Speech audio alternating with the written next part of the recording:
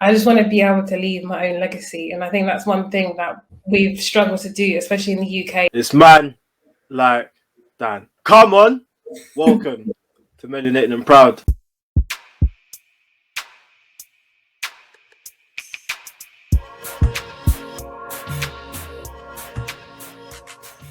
Today, we've got a very special guest. We've got a brown skinned beauty, looking like a cutie. Alright, cool, she's getting too gassed. She's thriving, she's doing well in her field. Someone I'm very proud of. This lady, she's bound for glory, and it's time to hear her story. So let's welcome the lady herself, Jada. How old are you, first of all? 24. Yeah, and what's your job, bro? So I'm a product manager. Manager. Say again? Product manager. Manager. I know you're a guy still. Like, you always telling me you're a manager, innit? No. Sometimes it's only now sinking in that that's actually my job role. Like I get imposter syndrome every other week. But is it normal to be that role at the age you are now? It's really hard with tech because you can have someone that's really young that can be quite senior. I think it's unusual that I've come from no kind of formally tech background and that my background is very different, and how I ended up in this role is very kind of unique. So in that sense, yes. Usually you start off as a product associate if you're making your way into product management. But I managed to get straight into being a product manager, which is, I guess, quite unique in itself. Look at you trying to play it down. Yeah, all right, cool. What's your background, so your cultural background? Okay, so my mum's side is from Barbados and my dad's side is Nigerian. So when I went to primary school, I can't remember what year I was in, but I then went to Barbados with my mum. So she was studying to do African and Caribbean history studies, and she'd done a year abroad in Barbados, which is where obviously we're from. So it was really easy for us to go there. So I went to school there for a year as well. And that was like really, really good. Over there, the education system is quite different. So each term or at the end of the year, that's when you do a test. And based on that test is when you'll move up. So again, even with when I was in Barbados, the stuff that I was learning there, when I came back, I was quite far ahead. So it again gave me another kind of push up in terms of education. So my area, actually, the whole area that year, there was no school places, like it was fully booked. So I had to move out of the area.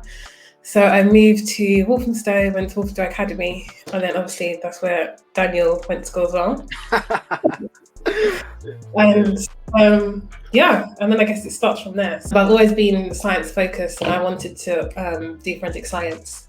So that was kind of like my goal from, I guess, secondary school. So then after that, I done my A-levels in biology, chemistry, and psychology, which was quite for me, I found A-levels very challenging. I think because I've always been a naturally strong performer, academically, without exerting excessive effort. It was just I never actively revised for a lot of my exams. So it was a big shock when she got to A-levels and you had that huge jump, and you can't just rely on your natural knowledge, you have to work for it.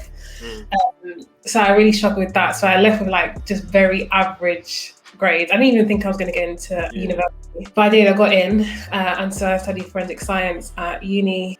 Really enjoyed my course as well there, but then whilst I was there, I realised that the job itself is just not for me. I think the environment is quite serious. You're dealing with people that have died, passed away, and you're potentially deciding someone's fate. So if they're going to prison, if you're falsely accusing someone, or if you're kind of avoiding someone going to prison because of your ineptitude, basically. And so one of my final pieces as part of my degree, we had to do a cross-examination. So the whole year we had, at the beginning of the year, we had a fake crime scene, and you have to collect DNA, you have to collect all types of evidence, pictures and everything. So any evidence that you missed, that also obviously affects your grade because you wasn't looking properly. And then you test that in the lab. So it was a running report all the way through. And then right at the end, you create a report, they grade it, and then they examine you. So they have a fake courtroom, and they basically kind of try and rip to shreds your argument, try and point holes. And I think that whole experience made me realise mad still. How serious it could be. And you could be called up at any time. So even if it's your first year in joining the forensic service, you could be going to court to testify against or testify your evidence in court. So I just thought, I don't know if this Don't blame me, love. Sounds a bit mad.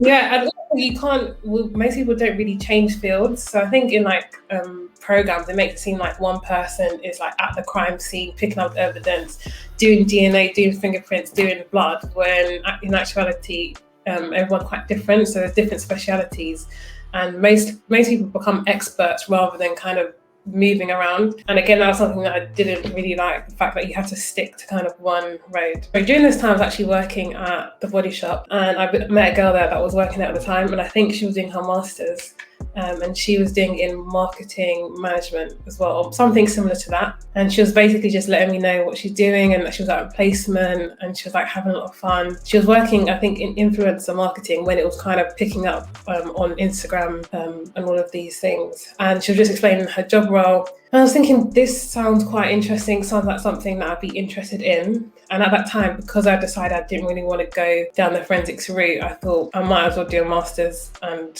kind of see what I can get from it. So then I also looked up marketing management, and my uni done it. And because I got a good grade at undergraduate, they were giving it 50% off. So I thought, like, it's a bargain, might as well do it for a year. So I done the year, and I graduated with a first in my master's. During this time as well, I was working at Hastings and Direct Insurance. And I was trying to figure out, what am I going to do now after doing my marketing management course? But I was still in the middle of the course at the time. So I was thinking of applying. So I started applying for a lot of roles. And at that time, I mainly wanted to work in an agency. I was just kind of like really drawn in by the environment, like, you know, Thirsty Thursdays type thing, iPads for your iPads and laptops and that kind of stuff. So then that's the kind of roles that I was initially applying for, with no kind of filtering. It was just literally anything that was there I was applying for. So I got a couple of interviews. It was always like slightly off the mark. And then I started to kind of like give up. And then this friend that I was working with at Hastings, he was just like, Jodie, you have to get together. Like, you only applied for a couple of job roles. Like, you can find something. You just need to be persistent. I think he had already secured his job as well, but he had done so much, had so much work experience, and he still had to apply quite a bit to get that one job. So he was just like, you just need to keep going. So eventually I then also applied for another role. Again, I wasn't really looking kind of into it. And one thing I would always say to people, do not be afraid to apply for a job you don't think you are qualified for. Because when I read the job description for this job, I literally had no idea what most of the things they were asking for actually meant, but I still applied for it anyway. So I applied for the role, and I got a call pretty much like within that week asking for me to come in. So I travelled back to London, and I done the interview. Again, the next day I got a call to say I got the job, and this was before I'd finished my master's. So it was around August time, I think. So I had about 6 weeks to go. So I actually moved back to London early and started working and just finished off my master's in the background. That's big, because like you almost gave up. Yeah. So like, credit to that person that helped you, innit? Like, motivated you. It just shows that sometimes you need someone to lift you up as well. Like, in a way, you can't really do it all alone. But you took a big risk as well, though, because you moved away from what you studied as an undergrad and you decided to do marketing. So like, how was that received from like your family as well? Because like, you're working medically, now you're trying to be a marketer. What's that? Literally, I think my grandparents still don't know what I do exactly. My mum, she was always kind of like, do what feels best, and I think she trusts my judgment, so she was kind of like, fine. My dad, he was a little bit confused, I think, because a lot of like marketing and some of these new roles that come about, like product management, they don't understand the money that's in it and what it actually is. So they only see traditional roles like forensic science. Okay, you're a scientist, as my grandma would say.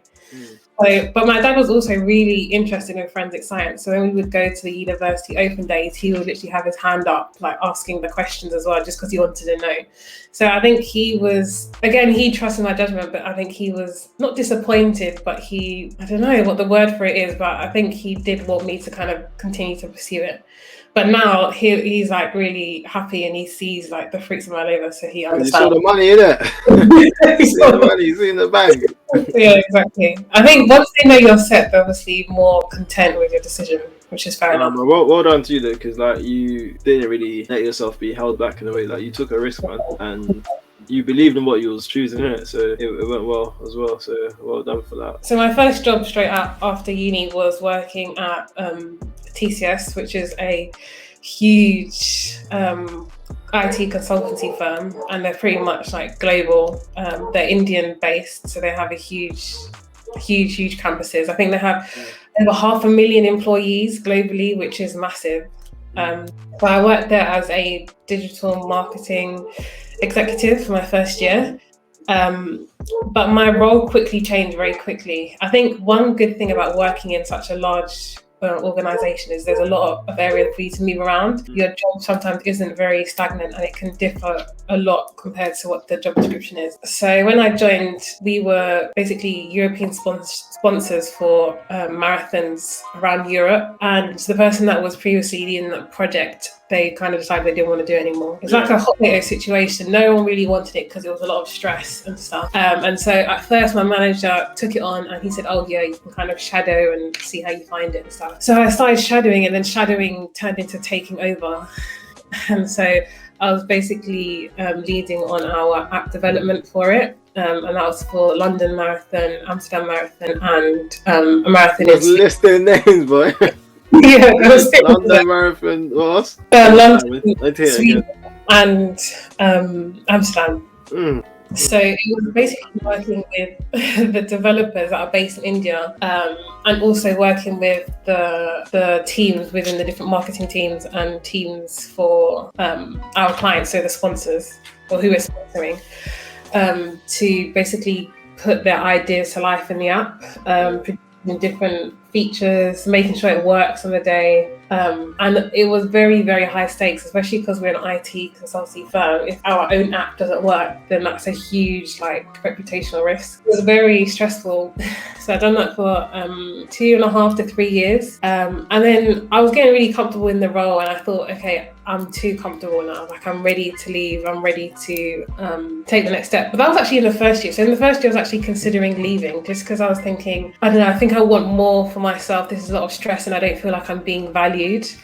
Again, I met a really lovely girl who I'm still friends with now, Lauren, who worked in HR, and she was like, Jada, do not leave yet. Get them to change your job title from digital marketing executive to project manager. So you can now you've got a year experience on your CV before you make any move. Do not leave. So I've done exactly that, because they weren't willing to do the pay rise that I wanted. So I was like, okay, this is a compromise. So I've done that, and that was one of the best advice that she could have given me. That really helped position myself for the next job role. So I stuck with it again. So I've done that for another 1.5 years, working in that role. And then, I think it was definitely time to go, because then I could say I had 2 years working in that field. So then I started applying for product management roles, because that's more of the avenue that I wanted to go down, since I had experience working with the apps and stuff. And so I started applying. I was kind of nervous, because this is the first time I'm applying for something completely new, and you don't know really what to expect. But I started applying. I got some good kind of feedback as well in my interviews, but it still wasn't quite hitting the mark. I then just randomly decided to apply for a really senior job role at a company within product management, and I got an interview. We went through the interview. She was like, you're really, really good. I read through your CV. It was a really, really strong CV. You're obviously underqualified for the job role, but I really wanted to speak to you because of how good your CV is, and we really want to keep you on the books for when we start hiring again. Because this was the start of COVID, so it was kind of still in iffy situation as to what will happen. So that was fair enough. And then COVID happened, and then I kind of paused on the applications, just because my job role was very secure.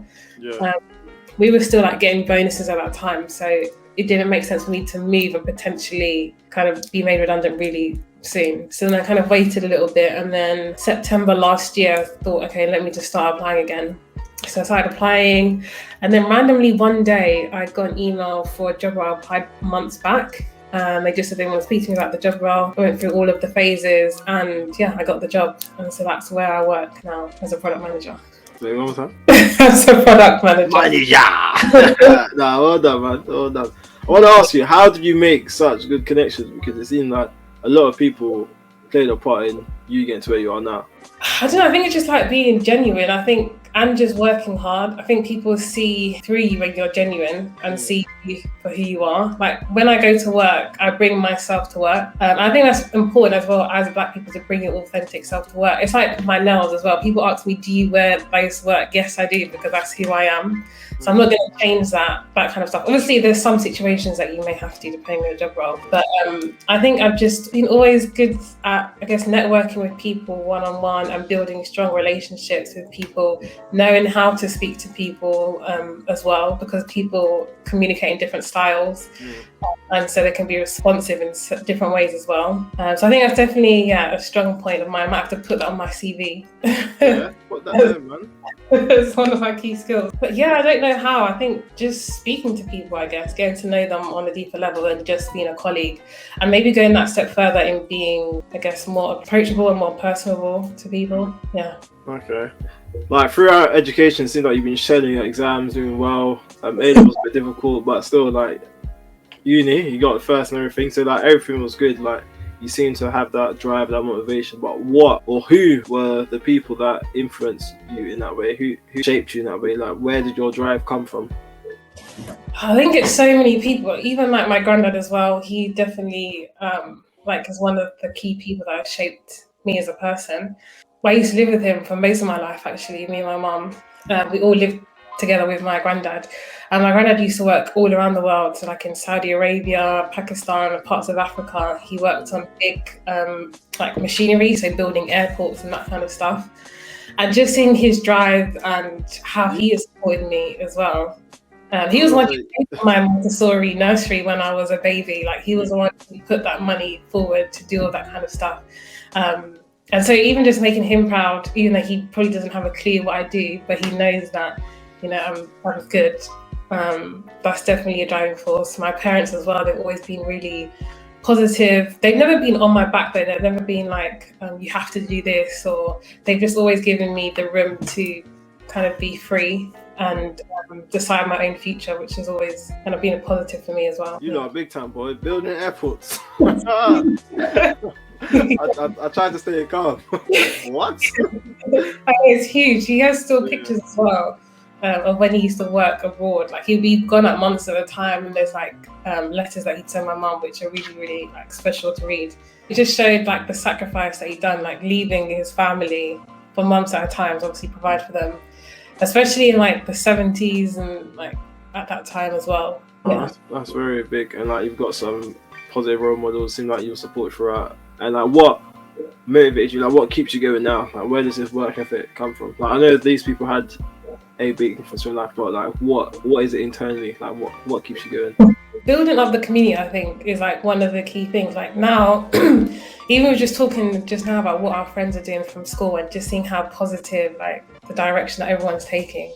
I just want to be able to leave my own legacy, and I think that's one thing that we've struggled to do, especially in the UK, is leaving that legacy. If it's just like down to property or whatever that is, I just want to be able to provide freely for the next generation to come, so my kids hopefully, and just live like a comfortable life, just enjoy life for what it is. So that's what I do. I obviously money is great, but I think I love experiences, so I'm working to have those experiences and enjoy life. So sweet.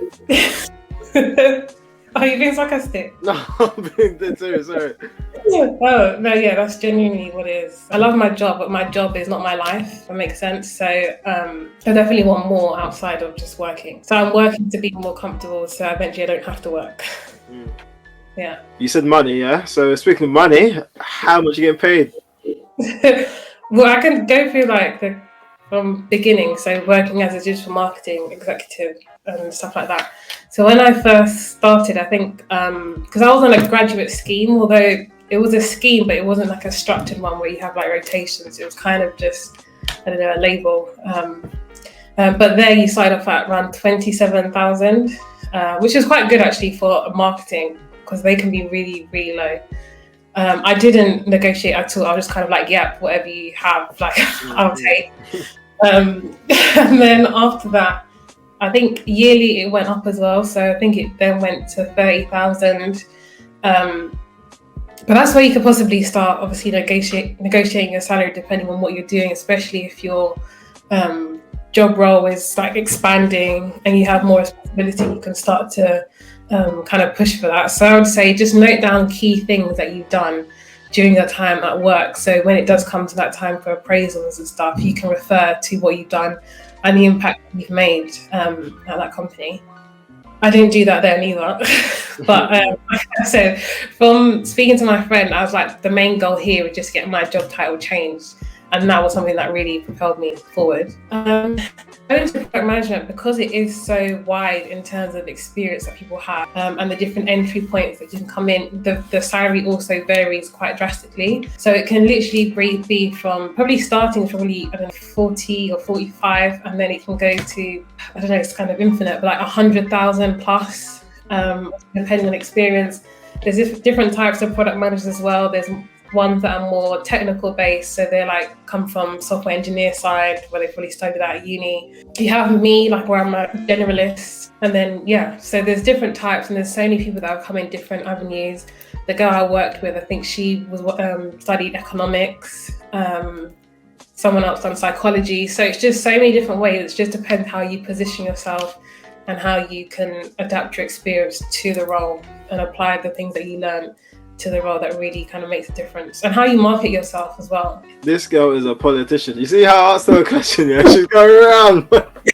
No, but fair enough. You guys get the gist, innit? She's making money, basically. But yeah, no, that's good, man. Yeah, I'm ready to like start planning my life, I guess, now. So yeah. I think planning also comes into getting insurance for yourself. That's very important. Life insurance. I've spoken about it with my parents as well, making sure that they're set as well. I was actually looking, these are new statistics actually, I was looking at statistics around inheritance, and I think white households had an average around £10,000 inheritance. I think Black Caribbean had like 3,000, and then Black African had £1 inheritance. It's not funny. A lot of it comes down to not having conversations with your parents and knowing like where is the will, what is in the will. Obviously you never want to think about them passing away, but it can come at any time, and just making sure that life insurance can be relatively cheap, like £4 or £5 a month, depending on obviously your policy. So it's like having those contingency plans in place, so at least if you, God forbid, do die, at least your funeral is covered, because your funeral can be like 10,000 plus. That's a lot of money for someone. If you don't have any savings, that can already put you in debt before you even started anything. So having these kind of conversations with your parents is really, really important. I would encourage everyone as well, if you are working, to get health and life insurance. It's like a must do, in my opinion. So what do you feel us Black people need to do to move forward? Honestly, I think continue what we're doing. Like, there's so many people doing big things. And I know people say that, Black people don't stick together, but there's, for example, I was just on Twitter today, and one Black girl who's created her own designer brand is now in Selfridges. And that's huge, like that's massive. And that started off with Black people supporting that business and pushing it up on Instagram, pushing it on Twitter. There's also a whole all Black women agency that specialise in interior designing, graphic designing. There's so many people doing big things. I think we just need to continue to amplify those people, push them out there, make them known, make them visible, continue creating connection with people. Don't be afraid to kind of speak to people. I think everyone's always scared to come across as the beg. So they just choose to not say anything. But honestly, like, people are always willing to help. And if they're not, like, fair enough. I mean, what's the worst that can happen? But just speaking to people, putting yourself out there as well, marketing yourself, continue to also invest in yourself. That's one thing that's really important. So now I know what I want for my next job role. What I always do when I'm in my current one is look at the next job role and look at what they're asking for. So if there's any qualifications, anything I'm missing, I will try to start kind of planning where I can do those qualifications at the moment, so that when I do, or I'm ready to apply for that new job, I'm ready, like my CV is stacked, like I have everything in place. So start looking beyond just your job role, start applying for things, start speaking to people, start attending different sessions that are specialising in obviously your job role, and just become a more well-rounded person. I think once you're knowledgeable on something, there's no way anyone can hold you back because it just kind of exudes from you anyway. So just be confident in yourself and who you are, and I think us as Black people will definitely go far. And what advice do you have for people that also want to pursue a career similar to yours? Similar to what I said, I think if you do want to do it, see what kind of product manager you want to be. Like I said, you can be technical, you can be more of a generalist. Also, depending on what kind of sector you want to go into. Fintech is huge at the moment. That's where the big money is at, if you're like money driven. But there's so many different avenues that you can go down as well. I would say similar to what I just said just now is look at those job roles that you want to go for, compare it to what experience you have at the moment, and maybe some experience you can tailor and kind of like, obviously not lie, but beef out and see how that applies to the job spec itself. Speak to people. When I was also trying to get into product management, I would attend a lot of sessions online, so on LinkedIn and even just on Twitter, people sometimes kind of post when they're doing webinars, and a lot of the times it was the ones that I was going to anyway were Black women in tech. Just finding out like how they found it, what was their route into tech, things that they kind of would have wanted to know. So kind of like what we're doing now, but just being a part of those conversations, because you can also build networks within that in itself. So yeah, I would say just put yourself out there, get the knowledge, and just go for it, just apply. Because the worst that you can get is rejected. So True, man, that's true. Words of advice from the expert. Come on. It's good, man. And like, more to come from you, 100%. Just enjoy the moment, man. Like, it's really good what you're doing. Get gassed. Yeah, final words of advice for your people. Just keep going, keep your head up. There will be times where you're like discouraged and disheartened by things, but at the end of the day, your experience and like you as a person will shine through that. So just keep going. Jada, the inspiration. You've had it all, lads. You've had it all.